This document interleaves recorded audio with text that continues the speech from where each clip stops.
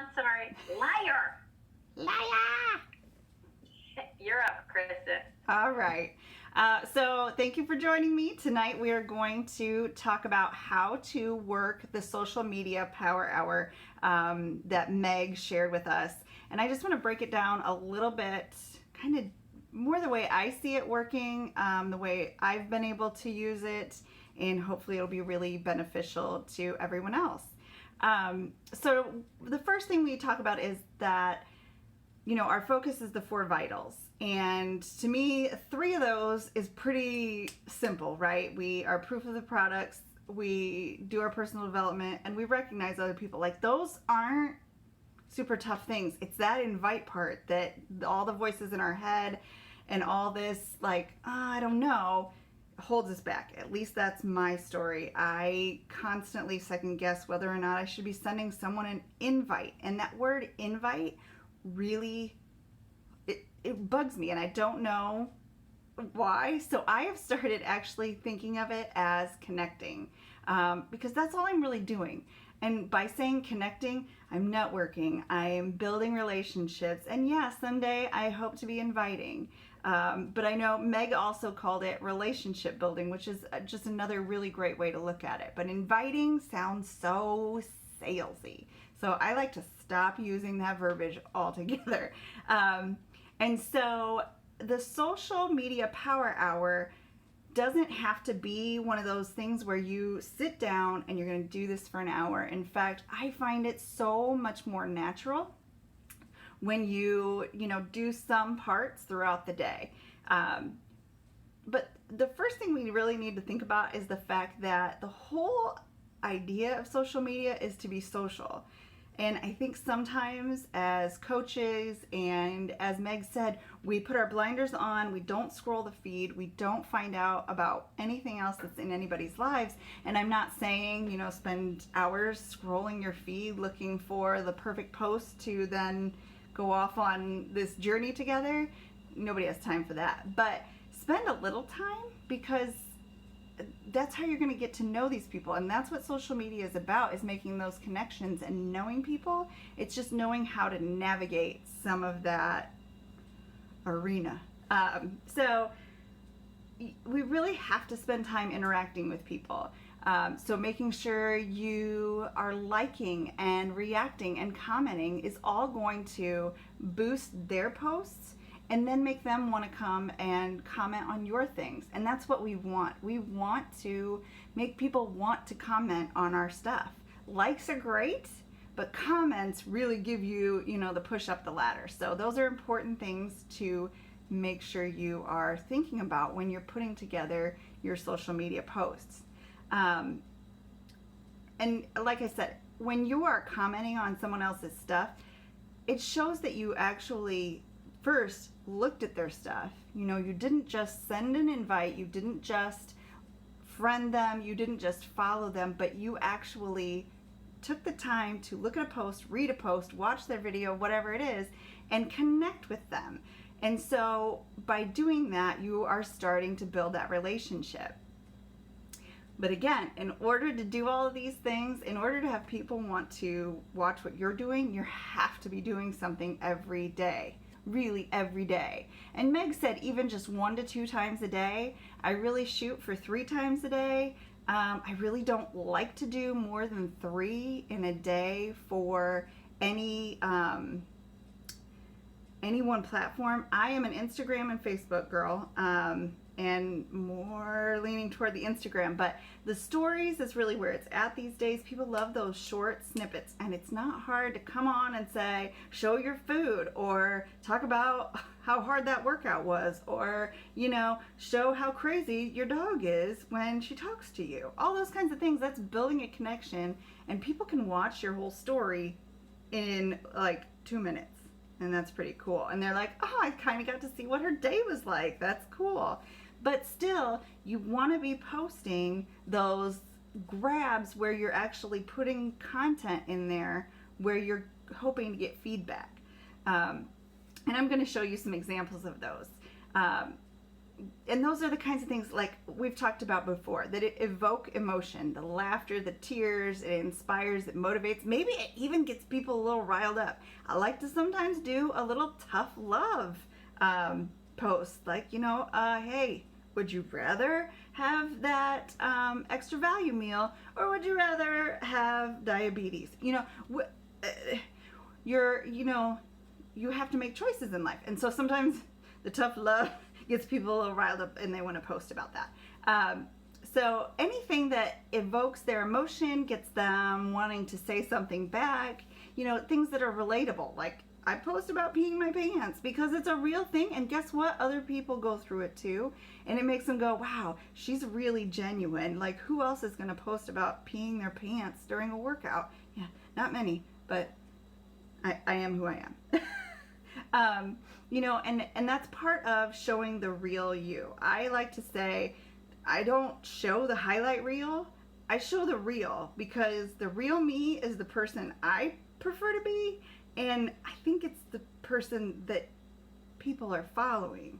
I don't think they're following when I post this perfect picture that had the best light and everything was perfect. That's not my real life, and I doubt that it's really many people's real life. So yeah, better to be real than to look perfect and fake.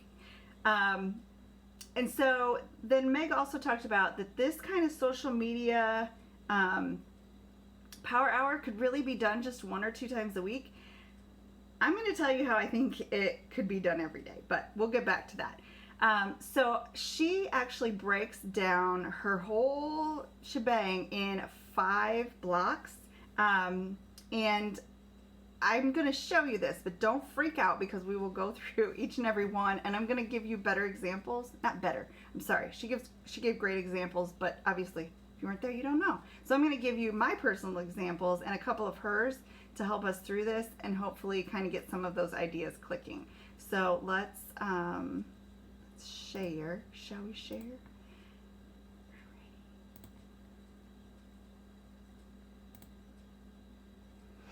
So the power hour, the social power hour, really is a lot of the same things we talk about doing in any power hour. It's all about those connections, but it's looked at in different ways.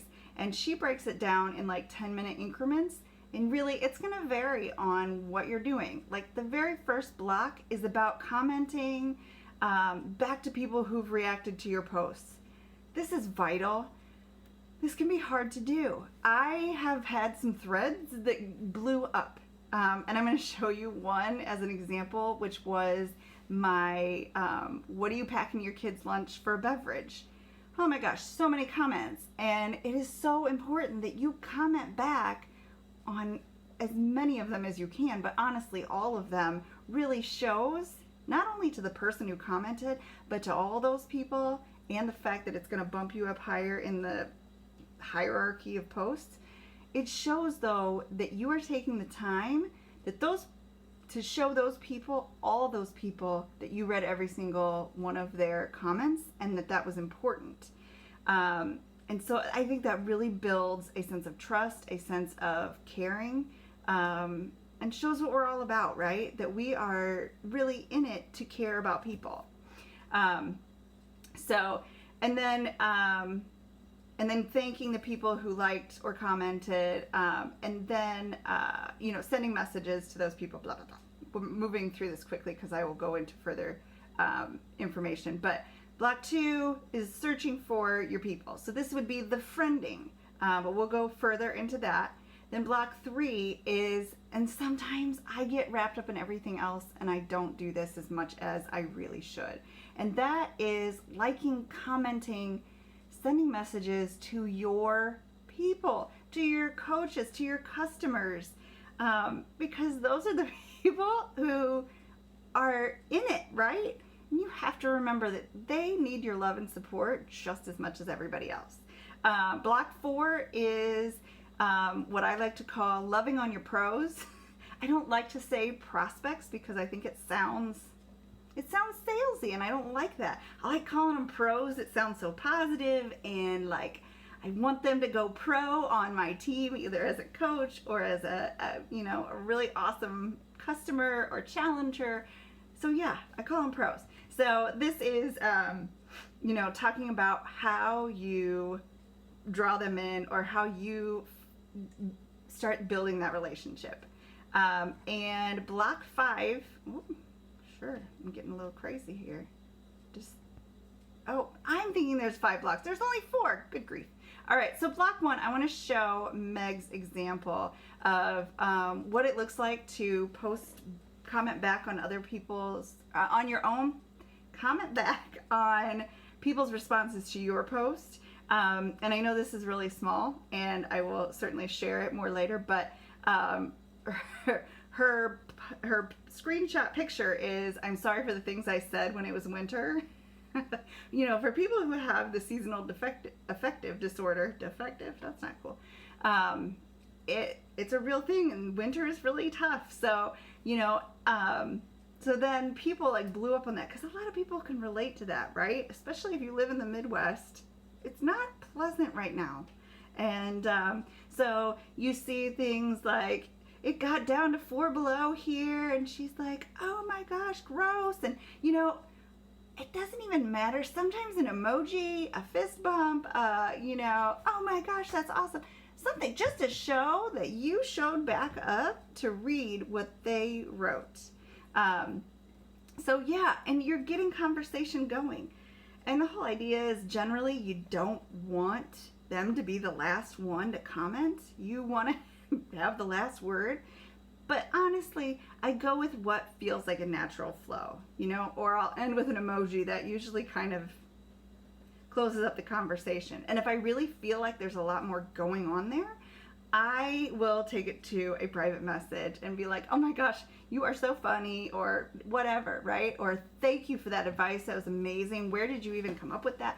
Stuff like that. Keep it going, but maybe move it off of the thread because after a while, nobody maybe wants to read that. So then I'm going to share mine, and this is my I'm tired of packing boxed juices, even though they are organic and low sugar and all that stuff. But what do other people use, or what do you put your kids' drink in? Blah blah blah. And I got tons of responses. Like, oh, they could take milk, or they could buy milk at school, or take a water bottle, or if they don't like to drink water, take water, but give them one of those little packets of flavoring, things like that. Put frozen fruit in their water. So tons of great advice. And yes, sometimes you'll be like, I already know all the answers. I know what I want for this. But guess what? People love it when you ask for their advice. It makes them feel valuable and wanted, and like they have something to share. So I don't know about anybody else, but those are the kind of posts I get the most traction on because people want to share. So yeah, people were sharing, and I'm like, oh my gosh, I never thought of that. Thank you so much. Where do you get that certain cup? Things like that, and it just keeps the conversation going. And then when I'm done, if there are some that, especially I think, they could be a potential challenger, or gosh, you sure know a lot about sports cups and sports drinks. Have you ever, I don't do the have you ever considered yet. I would say, oh, are your kids in sports? Do you play sports? Keep the conversation going in a private message then. So that is kind of how that first part of the block goes. But then, what do you do with all those people who like and do the reactions and things like that? Or they comment something, but again, you want to take it further. Go ahead and take it into a personal message. I'm going to go back to probably my explanations or my examples, but if it's a fitness post, I think it's completely acceptable to say, hey, thank you so much for liking my video of my struggle today in this workout. Do you struggle with workouts too? What are you doing for fitness now? Because that feels completely natural. It's not all like, do you want to get in a challenge group? Do you? No. So that is a great way to get the fitness conversation going. But if it was like a post of my dog going ballistic in the backyard and they commented, ha ha ha ha ha, I'm gonna be like, oh my gosh, so you get crazy dogs, right?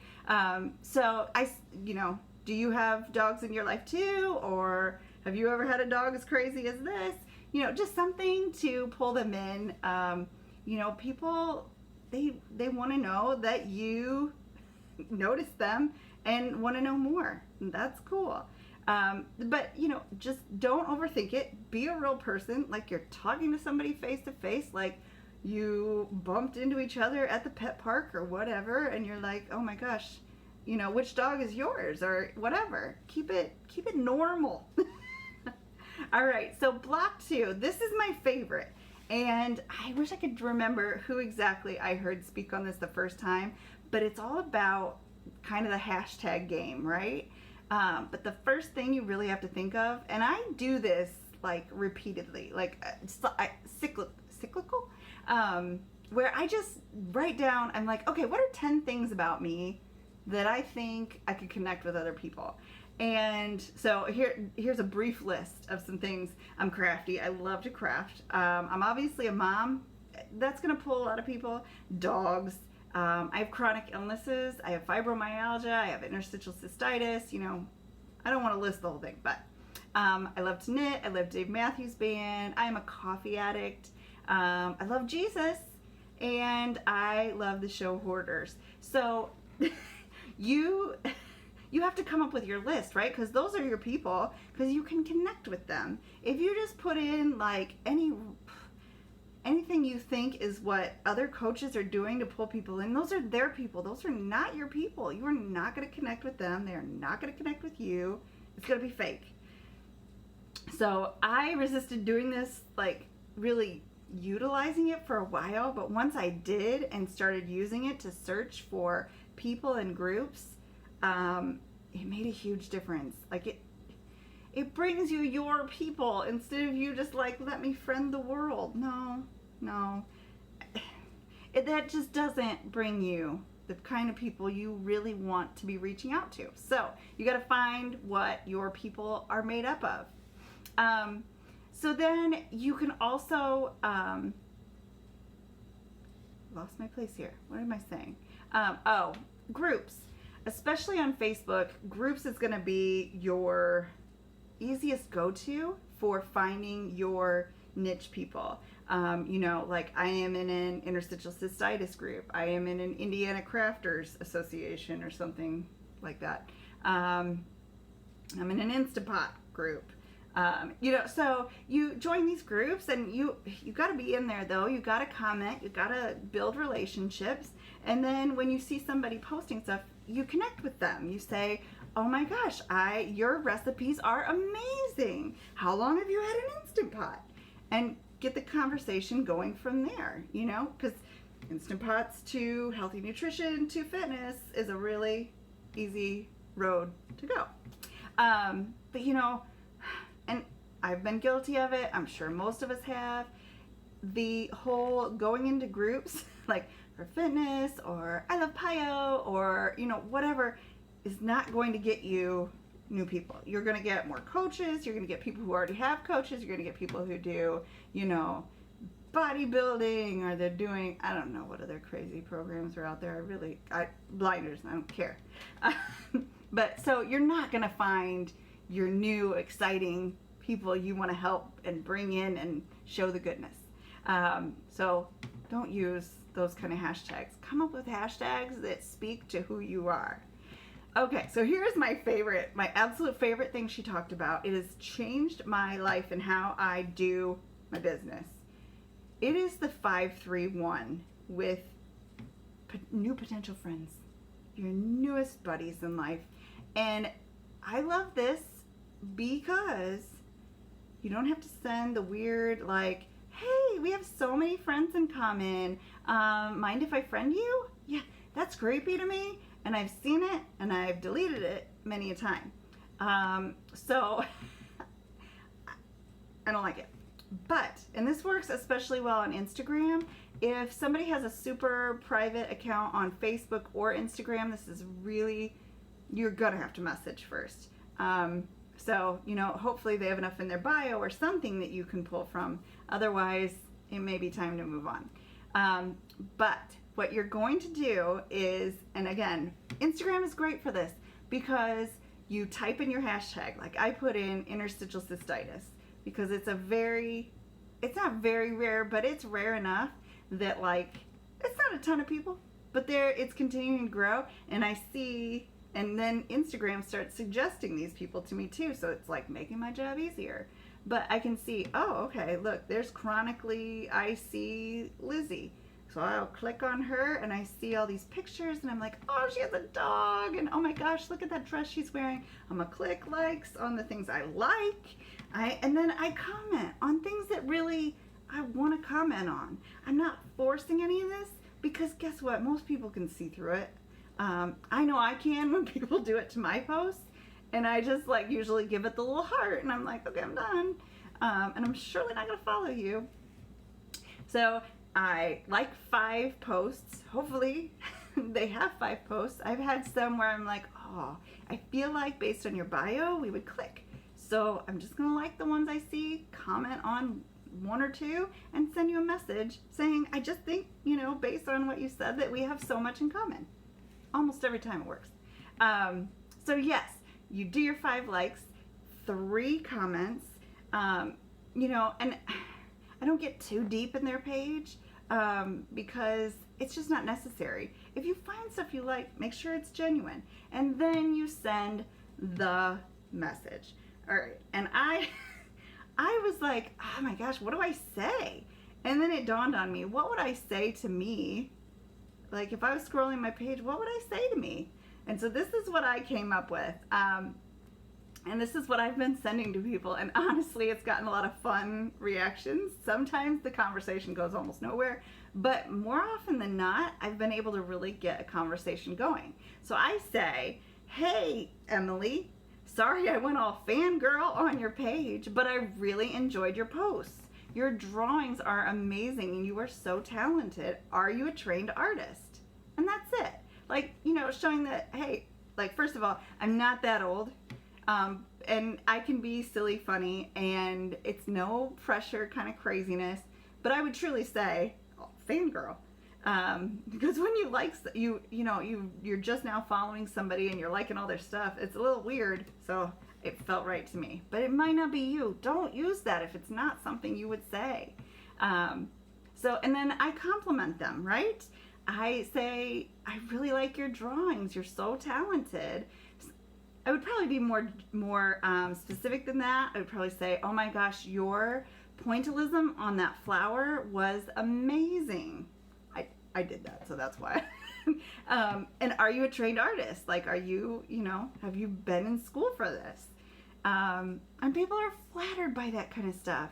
They love having people notice them and see that they have this gift, or that, oh my gosh, they think I could have been classically trained when really no, this is what I do in my free time.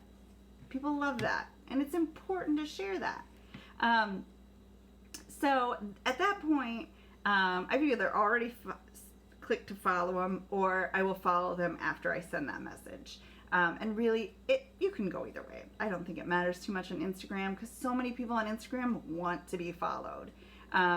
But like on a private account, again, your best bet is to just send a message based on their profile, And then as far as like, okay, well, how many people am I going to do this within a day? It's up to you. I shoot for 1 to 2 each day. But again, I'm doing this every single day. I'm not doing this just on 1 to 2 days or even just 5 days a week. I do it every day. And so, yeah, sometimes you're like, I'm not inspired by any of these people. Guess what? People that you've had on your friend list or your followers list for a long time, I bet they'd love some love too. Go back through the list. Somebody that catches your eye, do the same thing. And then just say, oh my gosh, sorry I went all fangirl, even though we've been friends on such and such for a while, but something just caught my eye and I just had to come show you the love and let you know. And then ask a question. So, you're trying to add like 10 people a day. I don't know about 10, but whatever. Whatever's doable for you. But the truth is, if you're not building that connection like right from the get-go, it's going to be harder. It's going to feel harder to go back and realize, okay, why did I add this person? So I try to make those more meaningful 531 contacts right out of the gate. And I'm going to tell you my secret sauce for how I get these done. And you might not like it, but I think it's genius. I call them power poops. Listen, we all go to the bathroom. It takes us a couple minutes. I mean, we're not dudes, so it doesn't take an hour. But those few minutes where a lot of us spend scrolling or playing a word game or, I don't know, checking our email, I use that like religiously now to 531 somebody. I scroll through my suggested people looking for the hashtags I like. Click on one and I'm like, woohoo, I like this one.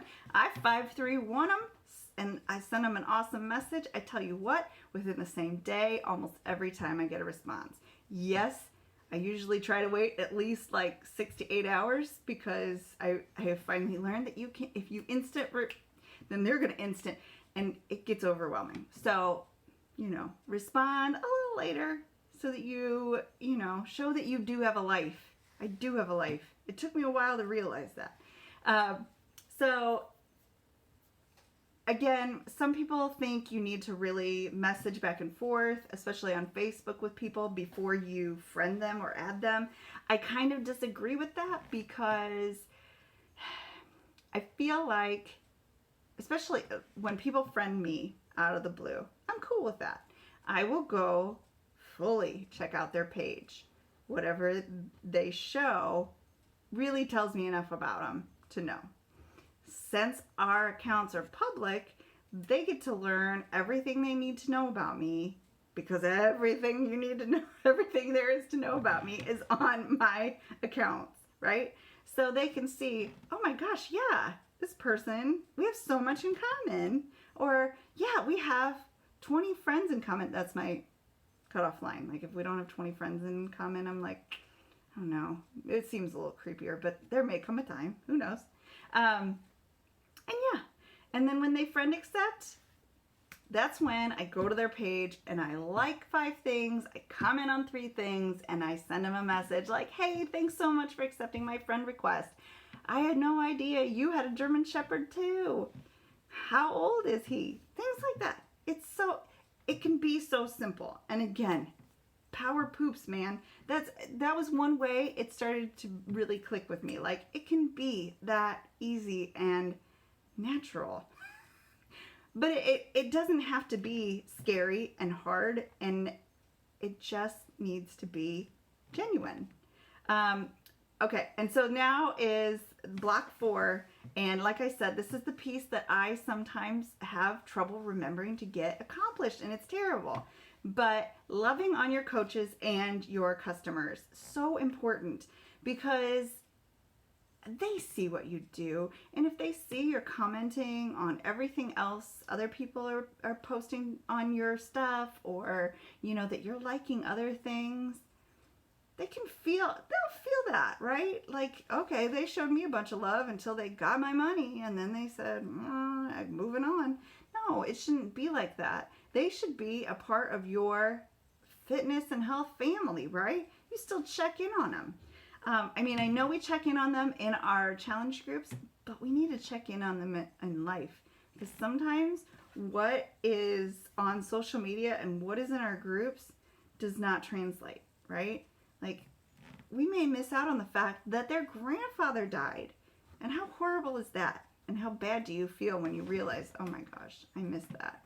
So taking time to scroll your people's pages, give them some likes, comment on their stuff is really important. Not because you have to, but because you should.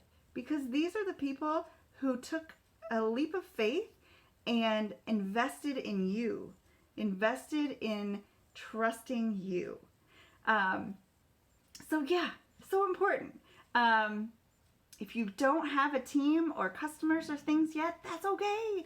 Just keep working on connecting with those new friends, family, whoever, building the trust and relationship there. And there is a block 5. Good grief. So block 5 is is going back to your pros, right? See, I don't know what I'm doing. Anywho, is going back to what I called the pros or your prospects. You know, you want to be continuing those people that you really feel like they're almost there, you know, or I really want to help them. They've got, you know, like for me, I see somebody with fibromyalgia and I'm like, I want them to feel what I feel. I want them to have that energy back. I want them to want to get off the couch like I do.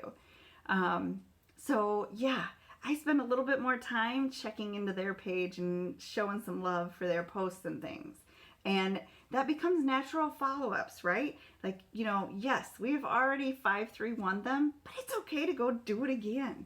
You know, it doesn't necessarily make you a stalker. It makes you a caring person who shows interest in someone for more than just a sale.